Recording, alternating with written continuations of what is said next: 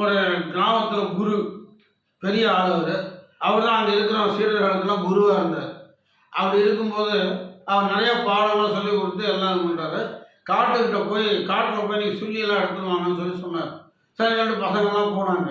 போனாக்க அந்த பக்கம் என்னாச்சு, ஒரே ஒரு சீடன் மட்டும் குரு சொன்னதை கேட்கல.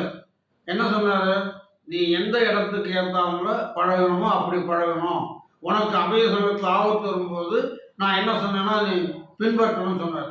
இவன் என்ன பண்ணிட்டான், சரி எல்லாம் தெரியும் எனக்கு அப்படின்னு போயிட்டான். அந்த சமயம் பார்த்து ஒரு யானை மதம் பிடிச்சி வெறி கொண்டு வந்தது. வந்தவுடனே எல்லா சீடர்களும் ஓடி போய் மரத்தில் அங்கங்கே ஏறி ஒழிஞ்சிட்டாங்க. இவன் மட்டும் என்ன பண்ணான், அப்படியே நின்று இருந்தான். நான் குரு சொல்லியிருக்காரு, ஆபத்து வரும்போது அதை எதிர்த்து நிற்கணும்னு சொல்லியிருக்காரு, நான் எதிர்த்து நிற்க போகிறேன்னு சொல்லி அப்படியே நின்ட்டான். வந்த யானை என்னாச்சு, தூக்கி கூட காலால் வச்சு மேலே அமைச்சுடுது. இதில் என்ன தெரியுது, எதை சொன்னாலும் அதை ஏற்று அதுக்கேற்றாப்போல் நடந்தால் நமக்கு நல்லது, நமக்கு குருவாக இருந்தவர்களுக்கு நல்ல பேர் கிடைக்கும். இதையும் ராமகிருஷ்ண பரமஹம்சர் தான் சொல்லியிருக்காரு.